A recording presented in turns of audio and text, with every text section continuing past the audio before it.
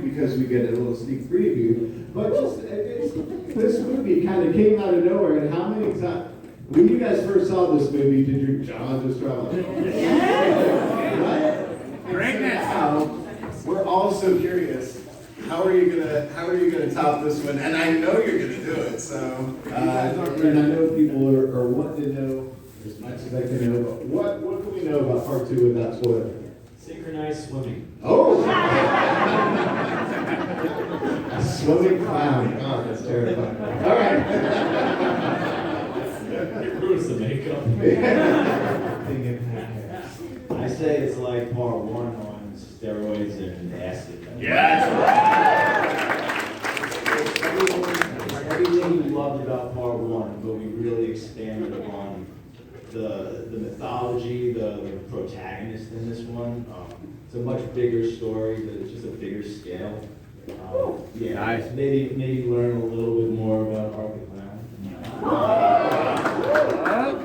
Well, I mean, this must have been such a treat for you guys because this is a labor of love when you made it, and to have the audience that it's found must have just been the most wonderful thing because it just keeps growing and growing and growing. Yeah, it really does, man. It's surreal.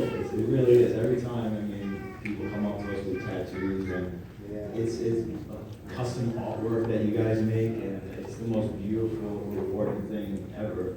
Because I've been watching horror movies since I'm a kid, since I'm 3 years old, obsessed. Every time, especially when I see like a little kid come up to the table or something, it's me. My mother used to take me here to chill her when I was like 12 years old, I think. So just to come sort of full circle, it's really the most amazing thing. I couldn't be more grateful.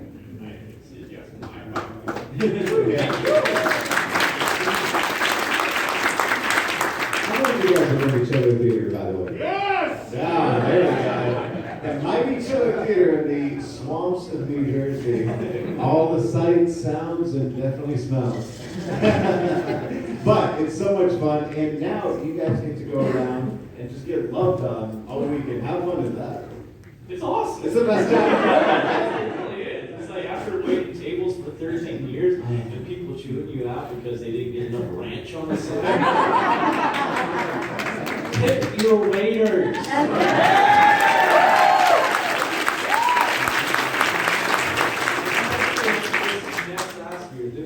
Your service industry people deserve a lot of love. Yes, they do. They're every single day. I saw a big show of hands earlier when I was asking how many people got the art photo op, and do you guys know what went into it? It took a couple hours to do this, right? A few. Yeah, it takes about 2 hours to get it. Yeah. I've gotten it down. I could do it in 2 now, but sometimes it takes like close to 3, especially when we're filming. Yeah. Because typically I have to go and set up shots while we film other things, and I have to just keep running back and forth and setting up lights and this and that. So yeah, it's tedious, but. Yeah, I love it. Well, I know you guys have a lot of great questions, and I love the questions from the audience because they're just so thoughtful and insightful. I would never think of. So, who's going to be the brave first? Oh my goodness! All right, let's see. Right up front here. Was it a conscious decision to make art completely silent? Oh, was it a conscious decision to make art completely silent? I'll repeat the question for you guys in the back seat. Yeah, absolutely. I love all the slashers growing up.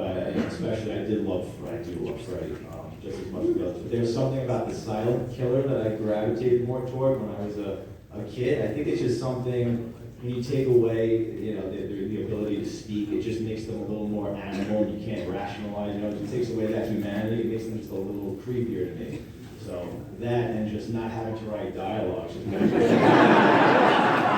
I don't have to memorize lines. That's wonderful. Thank you. And the way he emotes, which is the best thing, everything he's saying without saying it. Yeah, and when he looks at you when he's not happy with something, this is going to be a little creepy.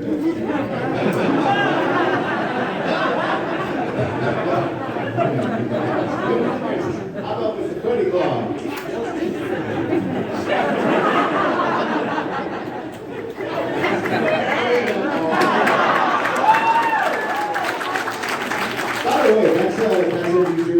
thumbs up for the. I'm from Philly, so. All right, we go to Freddie Cloud. What would you? What was your favorite kill of the entire movie? Favorite kill of the entire movie?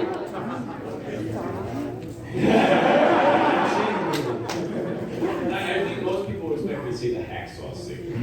That's a little. I'm not gonna say that. I love the decapitation of the exterminator because it's a really good decapitation.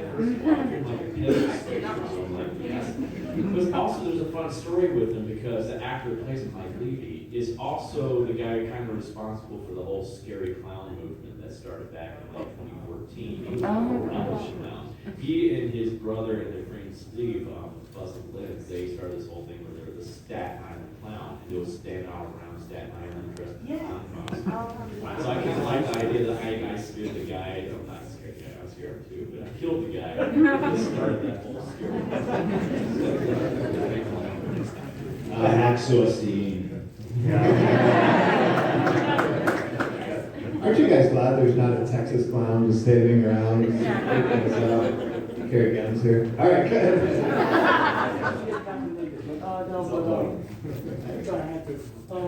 I was gonna say was like you're talking about how Freddie was an inspiration, but also you're talking about like art doesn't speak. But also you're talking about how this is gonna be different. Maybe you'll have Art's backstory. Something like Peeping Tom, like you see from the killer's POV, but also that's also like a silent element to the killer. You don't really you see it from the POV, but it sort of speaks through the POV.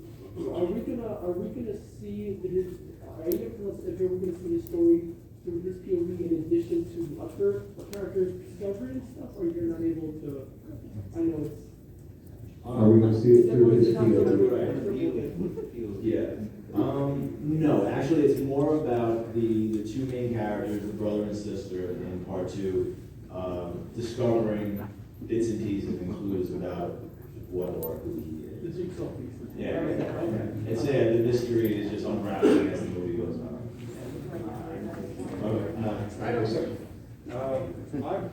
I love the Terrifier movie and All Hallows Eve, and I just had a question about Art the Clown. It seems like he absolutely loves killing like everybody. Oh, yeah. But it also seems like one of his goals is to like break victims down, like to the point where they're as demented as he is. Oh yeah. He does by being a Terrifier. Right. Yeah, I mean, my whole thing with art was about the foreplay that he enjoys more than just finishing the people off. Because he enjoys killing, whereas like the other slashers don't necessarily enjoy it. It's like the knife comes up, it goes down, it's over. It's really just like that suspense and then the knife comes and goes. Like with me, I knew, and plus since I do the special effects, and we were so low budget, I'm like, what can we do to rival some Hollywood movies that they might not do? And it's like I could really show some really gnarly graphic effects that you're not going to see in a typical Hollywood horror movie. So let's make that a big part of what art is and what he does. So let's really drag out these kill scenes and make them be big set pieces instead of just something that comes and goes where you're just waiting. It's like an event when the kill happens. So, but yeah, it's about the foreplay. He likes to play with his food. All right, let's get to the second here. I just wondered, how did this film, because it's thing that you know what I'm talking about, pass with the MPAA?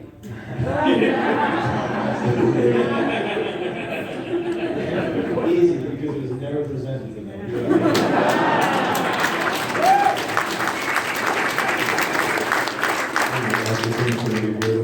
All right, go ahead, right back there. Yes. Yeah, so I just had a question. So was the grittiness and like the underground feel of the movie like intentional, and then are you going to keep that in the second one? Yeah, It's intentional. Oh yeah, definitely intentional. Are you doing that in the second one? We're gonna do it, but not as extreme. I want it to be a little more polished, but I still want to have that retro vibe. Yeah, there's something about movies today that they're too clean. There's something cut off. I don't know. I don't really like relate to them. There's a reality that's missing. Yeah, I like the grittiness of it. So. Yeah, same. So I'm trying to capture that. I mean, if I could shoot this movie on, like Super 16 or something like that on film, I would. Yeah. So we still have to manipulate the digital footage, unfortunately. Part two. Yeah. All right, right here. Yeah, guys. So you know we have movies like Freddy vs. Jason, Alien vs. Predator. If you guys could pick art versus someone, who would you want to pick? Art versus someone. Popcorn! I was actually going to say that. Yeah. Because, like, those of you who know, like, Billy and I have a little rivalry. Yes. All the time. We're always just bragging on each other about it. Plus, I just love popcorn. I think it's a very underrated character so far. They're both so demented, so that'll be an interesting match. I think, even though Freddy was already before Jason, I think Art versus Freddy, because Freddy has the best personality and sense of humor, and the two of them going back and forth. That's Just make sure it's Robert Englund.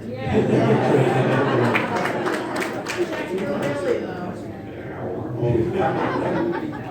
Robert England is a favorite guest of Frightmare here. He's always. There's only one Freddy. All right, that's it. So how long did it take to shoot, and what were some of the complications in regards to working with How long did it take to shoot the complication? You talking about the first Terror Bar? Yes. I think Terror Bar, I think we're still filming it. Believe it or not, I think we filmed it pretty quickly. Maybe like 2 months, a little over a month. But I think we took a break. We showed the movie at in Colorado. It was almost like our test screening. We went back after I got like the feedback, and I saw and I knew we were missing a couple of things we needed to go. So we went back and we actually filmed the Exterminator kill that he loves, and did we change the intro and the outro? Yeah, we also wrap around the corner scene too. That was Right. That was another thing, because originally, I always knew I was gonna bring Art back, but we didn't show him waking up in the morgue at the end. And I was like, even though it's like cliche, it's been done, I was like, I want the audience to know for a fact that he's coming back, there's gonna be a part two, so I was like, we should leave that cliffhanger in there. And it wasn't that hard to shoot, it was just, what it really was the environment was so dingy and disgusting, that building that we shot in. It was always in the winter, no heat, no running water. Shooting a horror movie with no running water is a nightmare. So yeah, we just had buckets of cold water off to the side that we would wash my hands in and everything like that. I had Pouring like party my outside. Yeah. especially after my Buffalo Bills season, so it's covered in all the blood. Gives you that horse back. Talk about the Buffalo Bills here for a second. Oh, This is the best story. Oh, this is a fun story. This is the most awkward day of shooting in my life. Yeah. Because originally it wasn't even written that I was going to be doing that. I was just going to wear the body parts of the costume. And he's like, Dave, it's like 2 days before the film, he's like, hey, I got this crazy idea. You might not like it. I'm like, so how do you feel about doing that nude? I'm like, who wants to see me nude? Sorry. But I'm like, that would be freaky. And, Catherine's really had to, expose herself in a very vulnerable manner for a very classic scene now. And, if Catherine can do what she's doing, I'll do it. So, yeah, let's do this. This would be awesome. This is for the, the film. So, yeah, let's do it. So he calls me up the morning before we film. He's like, Dave, sorry for the kids in the room. But he calls me up and he's like, bring a cocksock with you. He's like, no. Bring a sock with you, cover up. Okay, cool. I didn't think about it. So I show up and I come up and I put on, so I didn't just wear her ha-has and the scalp, I was also wearing her vajayjay. So I come out wearing my new vajayjay. As you do. I'm working. And they just post this big white tube sock.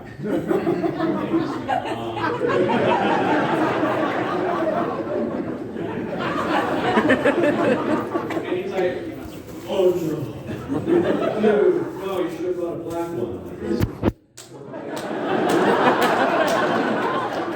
And I realized, oh no, he's right. This is going to totally show up on camera. So that's like one of the few times in the movie where there's actually CG because he had to edit that out. And I was like, oh, and that was also good. And I was like, like, my first night really working with Samantha Scafidi, who played Victoria in the film, so that was her real introduction to me. On Hi! And laser and I was like, this is a great way of gauging her. And she was like, oh my God, this is awesome. I'm like, okay, we're gonna have fun. And I was like making jokes on the train. It's like singing songs about butts every time I had to go back down. Because I was trying to do anything just to keep everybody's mind off of looking like making push. Karma, baby got back, all that. Crazy night on set. We all learned a lot about each other. Love that. Yes, go ahead. I was just curious where you guys shot it, and then how long it took for the first and second one, and then it was easier on the second one or more difficult with the higher budget, or what? Where you shot it, the second one. So the first one we shot in Trenton, New Jersey, the second one we shot all over the place, primarily upstate New York, some in Manhattan, Staten Island, New Jersey, a lot of different locations, and part two, of course, part one is just the warehouse. Was it less or more difficult with the higher budget for the second one, or did you have a higher budget for the second one due to the, to the donation? Higher budget, big time, Yes. I don't know. What the budget was in the first one? Yeah. Yes! Yeah. So there's a misconception, I can't even change it, I tried to change it online, like on IMDb and on Google, it says that it costs $100,000. I don't know who put that in there, but it actually cost $35,000, that's what we jumped in to start shooting. And then by the time it was all said and done, it was about $50,000.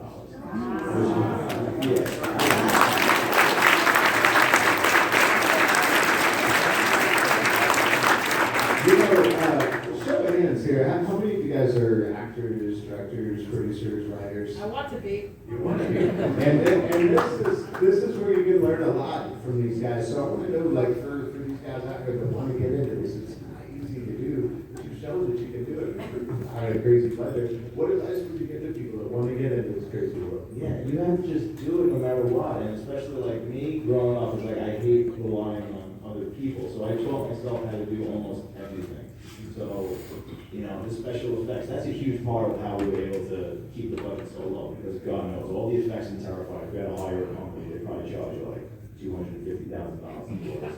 Probably on the low end, So like I edited it, I did that, right, correct, I do like the sound design, all that, all that stuff, and I don't pay myself a nickel, hopefully I can make money on the back end, So you just do things like that, but if you really want to be a filmmaker, you're not going to question it, you're just going to do it. I think the minute you have to stop and say, is this for me? Probably not for you. I say it all the time, you have to be willing to just die starving on the street.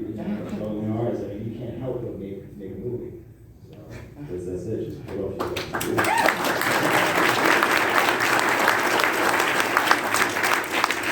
I completely agree, just like Damien, I'm self-taught. I never went to school for theater. I actually have a degree in elementary education.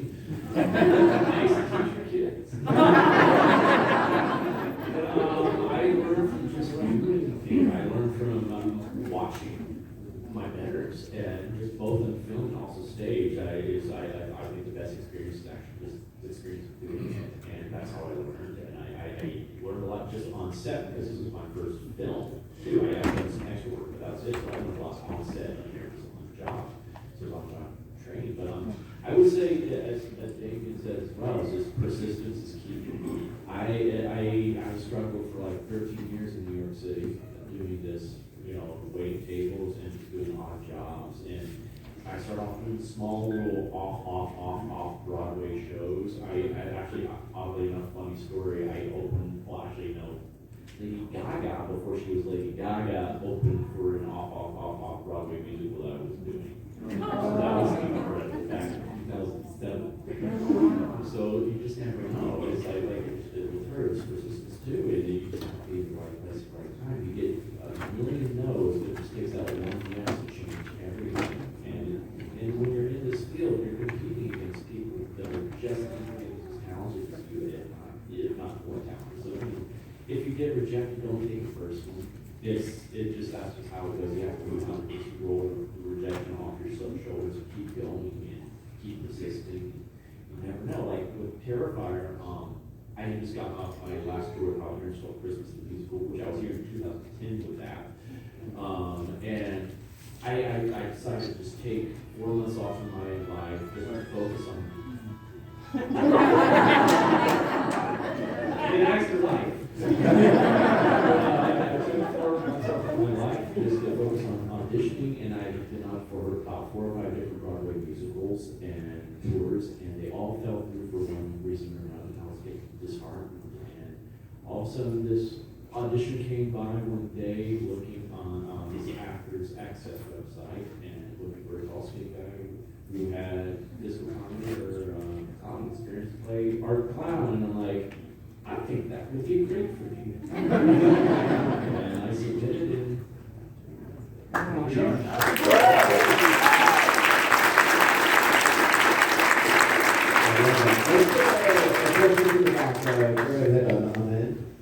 Yes. What is it like for an audition for a silent role? It was interesting because I'm not used to that. I'm used to going in, and my agents usually looking at sides before I go in. I usually have to memorize all that, and I didn't get any, so I showed up and I was like, well, sometimes they just want you to do cold reading, which means you just read it as is right there on the spot. And I go in there and I see all these other actors have scripts in their hands, and I'm like, oh no. And I go to the desk and I'm like, oh, sorry, you should have gotten your script. I'm like, oh no, this is my first feature film, audition. And I'm like, oh, perfect for this.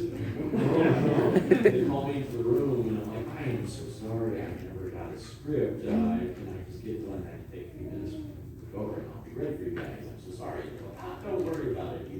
You don't have to have a script. Art doesn't talk. I'm like,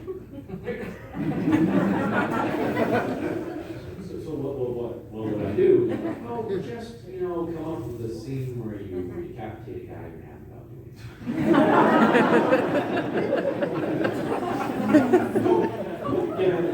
No, just go ahead and just do it right now. And this is why I think it's important for every actor to somehow get some kind of experience with improvisation, because you never know when you get thrown into a moment like this.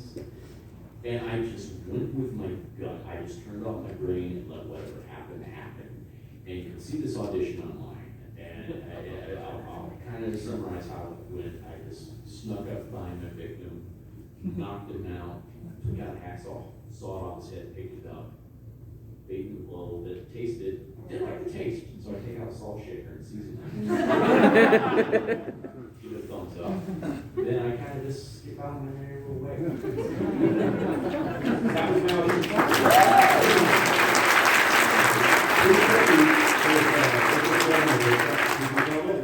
It was just me and my producer. Yeah. And that's what I was looking for.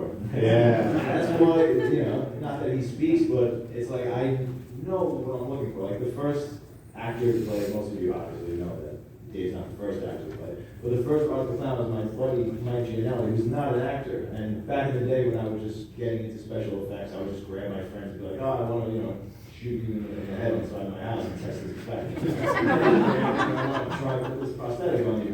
When I was making that first short film with Art the Clown, I said, look, dude, I need someone to play this clown. He doesn't speak. What you gotta do is just sit there and smile and that kind of just like move your head every once in a while. Like it's easy, you can do it. It's fun, And then he did it, and he did a good job. He was creepy, So I just knew when I was recasting it, I said I want someone now who's taller and skinnier. And now I'm actually going out of my way to find the person that I want. So I wanted someone taller, skinnier, and with a nice smile. And as soon as Dave came in the room, I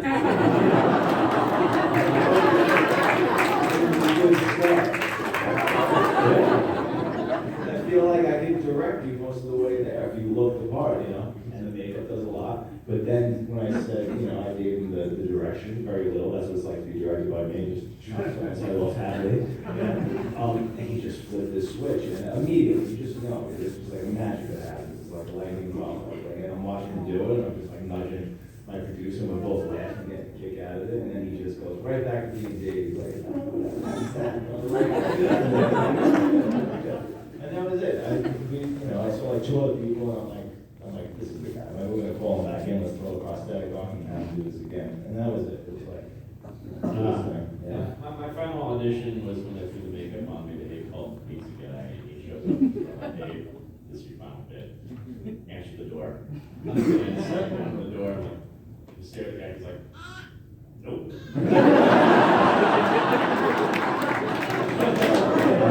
So good.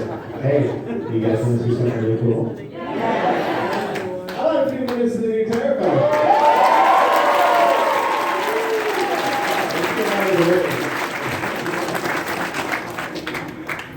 Can I ask that you please don't film this?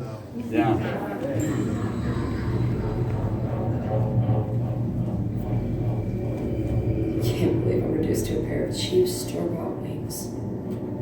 You think these are too small?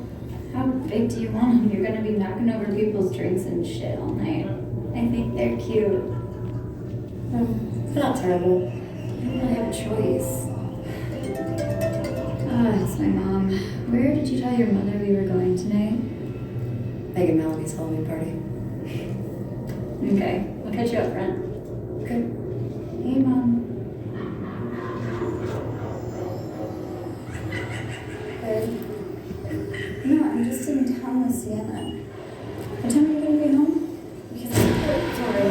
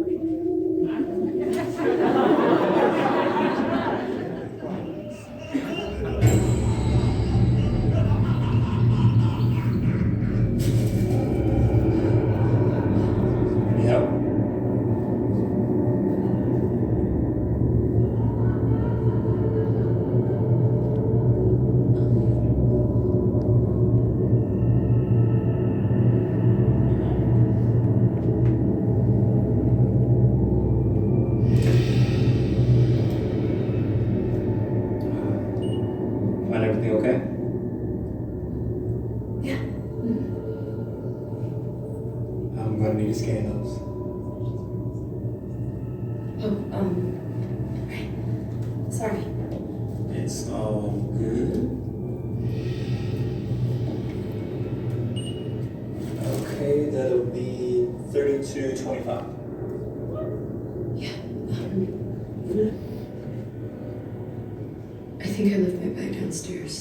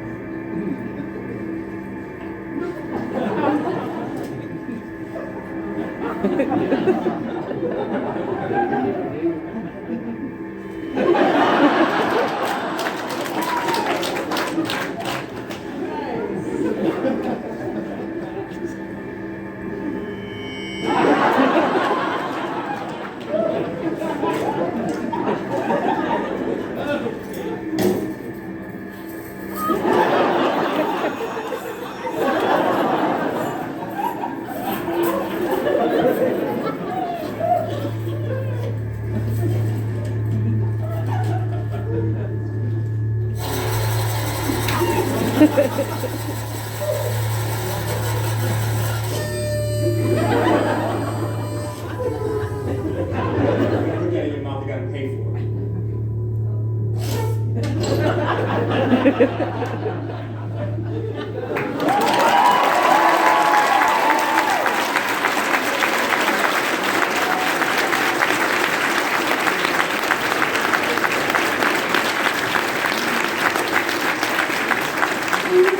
Who's excited now?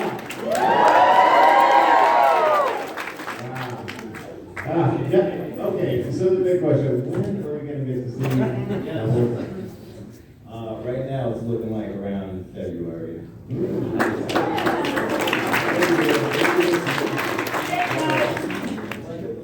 or Netflix or?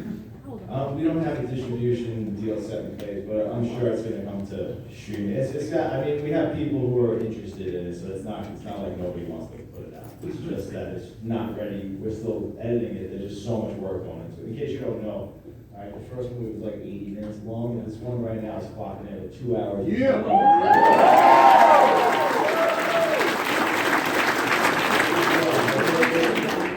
Going on in this. This is like an epic Bring it to Shudder. indie horror movie. Bring it to Shudder. Yeah. We have to shut her down. Yes. All right, right in front. I've been watching the horror movie since the late seventies, and this was your guys' part one. It was the first movie in a long time where I was watching it. It was like, oh, Yes, sir. nowadays it just doesn't. You leave it and it's done. That one stuck with me for a while. Very impressive. But I have a question for Dave. If you could play any other character other than Art, what do you think you'd want to play? You can play any other character other than our. She's a silly character, a big smile.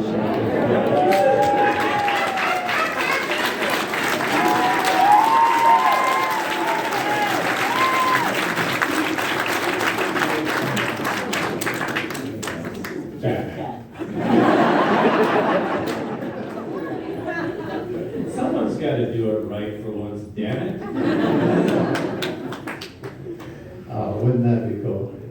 Let's see. Actually, let's go to the back. Sorry, we can only see so far. Okay, right there. So from a writing standpoint, what was it like, and how did you like kind of do the script and the characterization and the kills? Like, where did you get the inspiration for all that? And how did you lay it all out for this movie? And I guess the second one too, because that was awesome. Oh, thanks, man. Well, I mean, in particular, like going to talk about the first one, the hacksaw scene. So I knew I needed to put a big kill in this movie that would separate us from everybody else. And I'm like, what else is there to do? I mean, there's countless horror movies, slashers, where they kill 15 people per movie. It's like, what is left to possibly do? Plus, it's not like Art the Clown is Jigsaw. We can't get too creative with these kills. He's pretty classic with the way he kills, but I want to just do them in refreshing ways, you know? So regardless, so I started looking up, investigating medieval torture methods, and that hacksaw scene, to a degree, was one of them. And I was like, holy shit, I've seen a lot of movies, I've never seen that before. Really shit. Yeah, I'm like, if we could pull that off, that would be pretty amazing, and people are gonna remember that. But not only the idea, but let's actually show every piece of it, the things that you wouldn't, again, like you were saying before, talking about Hollywood horror movies, specific shots that you would not see in a Hollywood movie, like the hacksaw going through like the ass crack on the call the up the crack is on So that's it. It's like, how are you going to take things that are sort of cliche, but then make that we all love, but then make them fresh? I mean, that's what I'm always trying to challenge myself to do. And second scene. Can you speak on the character of Sienna a little bit? Character Oh scene. my God, she's honestly my favorite character that I've ever written. I mean, we said already that she's our final girl in this one. And believe it or not, because people associate me with horror and villains, I love heroes, and I especially love heroines. Like, I grew up, since I'm 3 years old, watching Red Sonja, and just obviously, like, if you see the teaser, you see what Sienna looks like at the end of the movie. She's like in this Valkyrie armor. And Sigourney Weaver from Alien might be my favorite hero of all time, male or female. She's the greatest character. So I always wanted to write a really strong female hero. I mean, in part one, we're really about just setting up Art the Clown, so that's really what it was. It was his showcase. But now this is almost as much a showcase for our protagonist as it is for Art. So I can't tell you too much about her, but it really focuses on her and her brother. It's 1 year after the first movie, and they live in the same town where the murders took place. Now everybody knows of Arthur Clown. They don't know who he is. I mean, he's infamous and he's missing. They don't know if he's dead or what, if he's going to come back. And her brother in particular is obsessed with Arthur Clown. Yeah, I mean, the two of them, they just, especially the brother's doing all this investigating, trying to figure out who Arthur Clown is, and, at the same time, Sienna's building this, she's a cosplayer, and she's building this Valkyrie armor, and has this sentimental meaning to her that I can't tell you about. But yeah, I mean, it's really cool. Yeah, we don't like her a lot.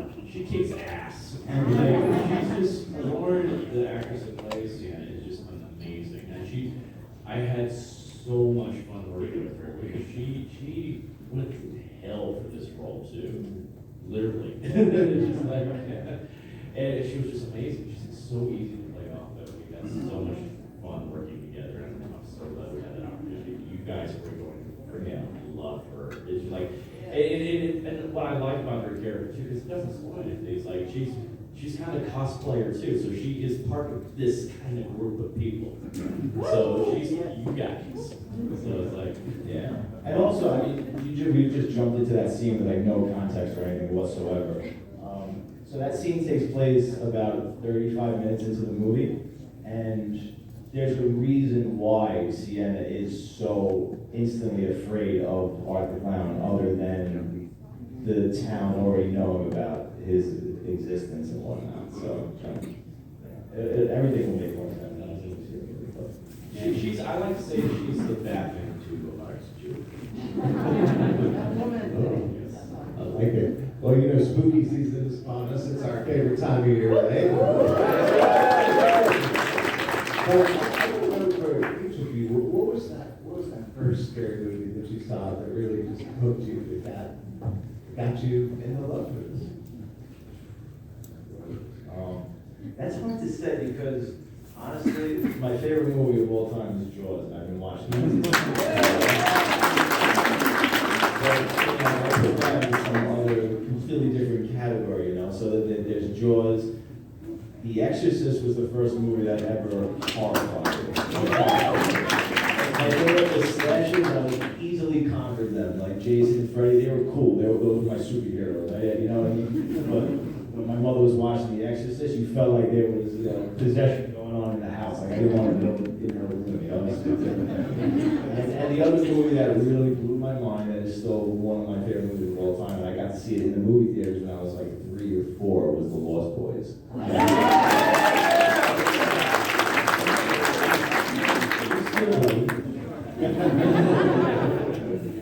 Now, I was a little bit late to the game because my mom was a big chicken.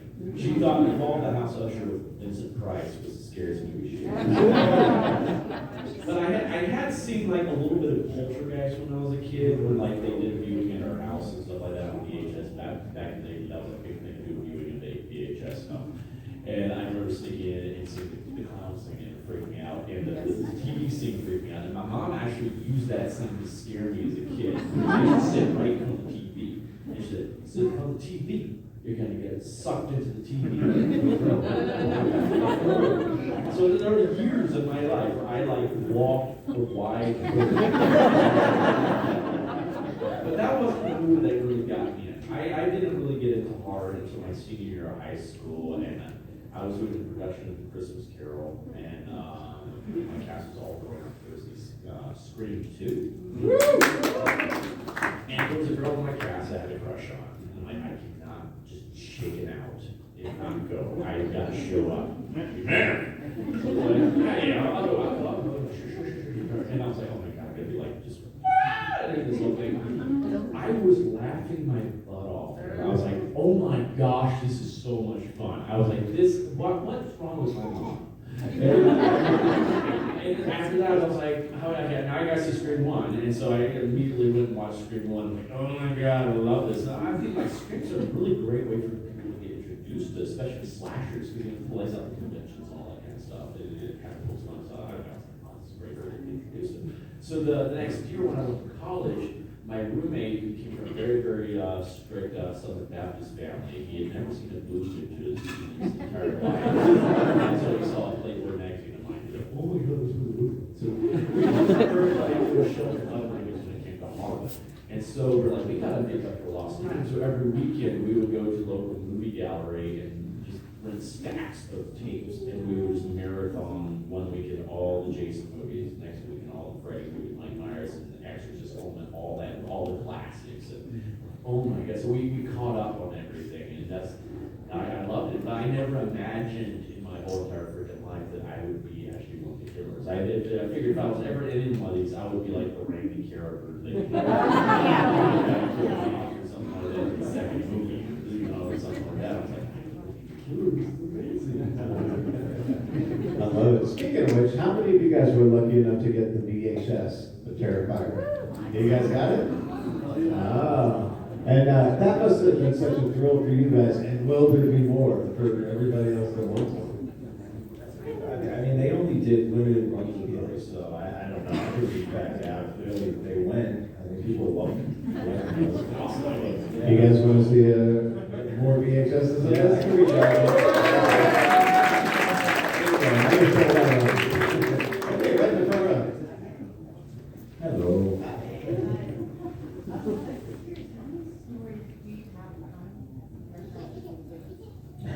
Terrifiers. I don't know, as many as you guys want. How about that? If you guys are tired of it and you're just like, this isn't working anymore, then maybe it's time to check it out. The next Friday the 13th. There you go. I love that. Yes, sir. So first I have to comment, going back to you guys deciding to make art silent, I can't think of anything, any noise scarier than him just silently laughing at you. And my question, you said you're gonna bring a lot of stuff from Terrifier, will we see anything, that was introduced from All Hallows Eve, like the subway demons, or? I can't tell you that. I can tell you this. I've said this before. Well, we obviously established at the end of the first one that he's supernatural. I say this all the time because all of the slashers will eventually become supernatural for the most part, right? Unless it's screaming there's multiple killers. Jason can teleport. Yeah. So it's like, why not just embrace that at this point instead of just kind of, because they don't touch upon how or why they become supernatural. They just make them. It's sort of like a cop-out to a degree. I wanted to make that supernatural element like a leading character in this, which it is, which we've really hidden, and you guys have no idea what that element is. It's going to be one of the biggest surprises of this movie, which makes it pretty freaking interesting and different. So you can really like that. Yeah, there's a lot. It's just bigger. It's crazier. The movie's so much different than the first one, but in a good way. I think I feel like it is the closest thing we may see to like what Nightmare on Elm Street 3 was back, a modern version of that. Maybe. Yeah, maybe. Hopefully. Yeah. Woo! Yeah.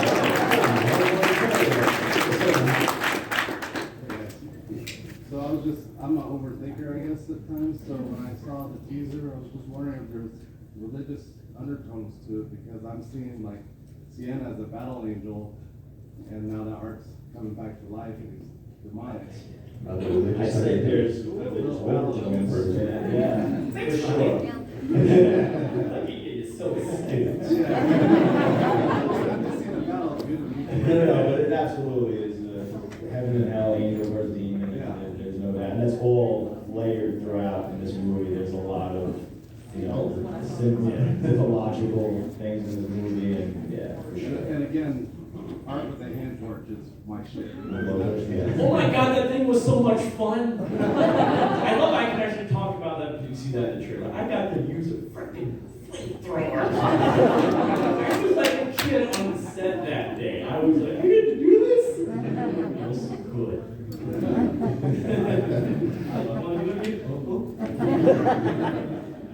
I screw up a take just to be able to do it. Oh yeah. Oh no, I didn't do that. No. Of course not, professional. All right. So I'm curious, thank you guys so much for being here, at different times. Oh, It's a pleasure to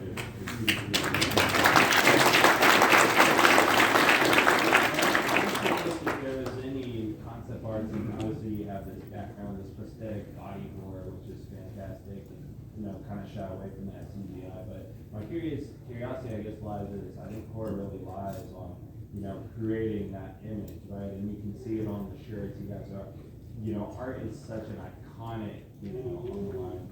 I would put it as, you know, the guys that you're talking about, Freddie, Jason, I mean, that image is there. I'm curious if you always, were you afraid of the mimes, the clowns, like where did that image come from? This, you know, it's such a creative, and obviously it's staple now, but was there anything before that you had that art was something different, or it was always gonna be almost this line, black and white, this? No, I mean, that was pretty much out of the gate. I mean, that's like he is, what he looks like is what I started with. I think the only thing, maybe I was experimenting with his, you know, the black makeup on his face. I think I had like 3 different versions of what that could look like more sad and like one was more pointy, you know, but I just eventually was just like, just That black. teeth always good, man. Yeah, but yeah, I like how you, it's true, like I do try and create iconic imagery. And because growing up, I mean, I am an artist, I do special effects, but I started as I would just draw as a kid. And it's so corny, and it sounds pretentious, but it's not. But I mean, that's really the reason why his name is art. Because so like, I'm all about that iconic imagery, just like things that just like stick in your mind. I try. I mean, we tried to do a couple of crazy things in the second one that I hope become like, I think you guys have succeeded. You see many horror films now, they don't have that face of this horror. Congratulations on you. Yeah. Okay, we got time for a few more. So, who's got a really good question? We have none. When I watched the sunglass, you know, scene there, it seemed like there was a lot of improv involved in that. Does he do a lot of improv for this?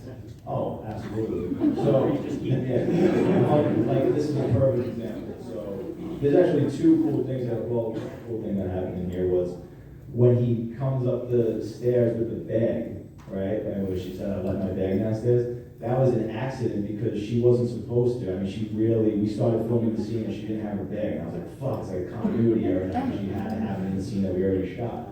And then Dave's like, I didn't come upstairs yet. He's like, I could just bring it up. And I was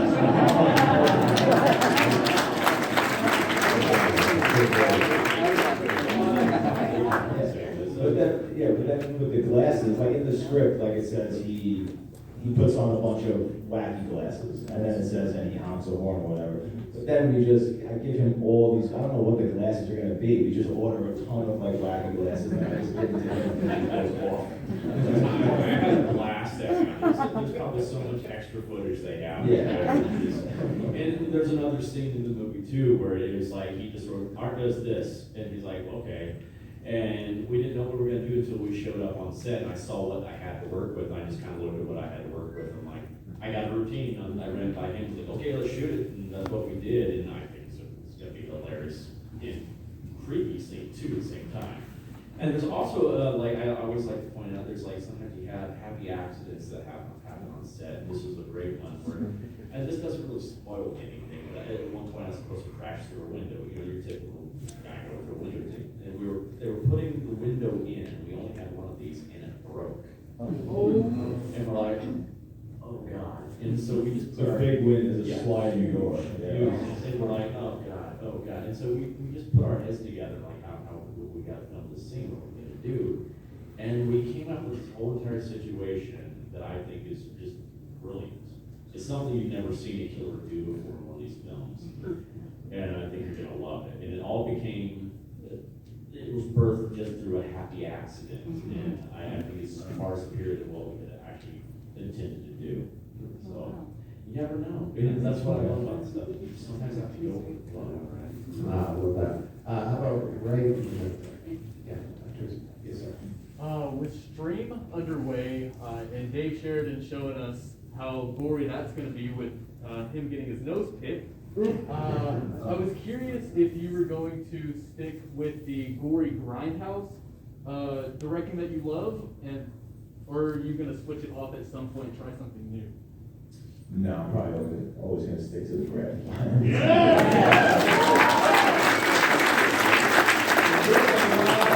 TERRIFIER 2. There's this one scene in particular, it took about 5 days to film because there's so much gore. You're gonna be like, you need to stop.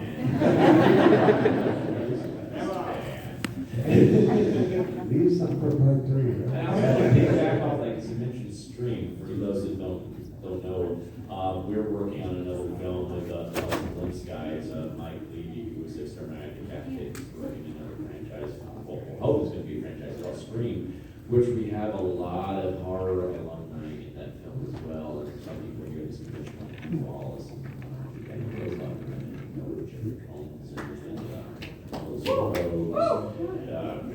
those so many names, and it was so cool working with these actors on set. I grew up watching learning from them on the job. You guys are gonna love this too. It's like King was doing all the practical effects for it, and so the kills are gonna be gnarly in that as well. A little cheap plug for Street. And for Frightmare, who were you guys most excited to meet? You guys are horror fans. Like, who are you most excited to meet at the convention this time? Oh my God. Anytime Tom's Green is welcome. Yeah. It turns into a 10-year-old. It's insane. I mean, he's the reason why, we're literally in this room right now. Because when I discovered Screen Grades, which is his special effects VHS tape, that's what got me into the magic of filmmaking. It segued from special effects into directing. But when I saw him making the monsters and I saw him with the fluffy puppet and the Jason puppet, I was like, oh my God, that's the greatest thing of all time. So, Not so many people. I'm like, it's like I'm in the same room as Al right now. And Danny Trejo. I'm like, holy crap! The shadows. I'm so happy that you brought really good comedy and mixed it with horror back. I'm like, yes, I'm dying to be in that show too. I was like, this is. I'm like a kid in a candy store. Right? And meeting all these people that I grew up watching the film.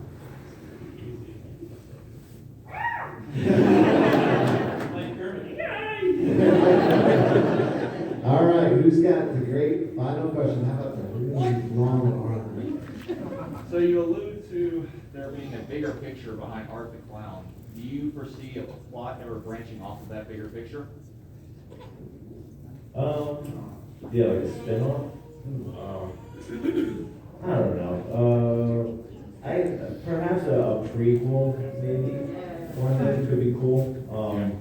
Yeah, we'll see. I have so many ideas to push the story forward if it keeps going. We'd be excited. We're already waiting for part 3, right? I love it.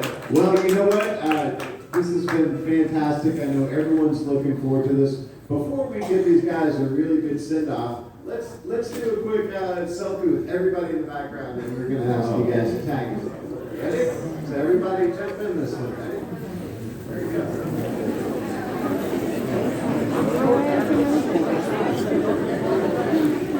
Everybody in?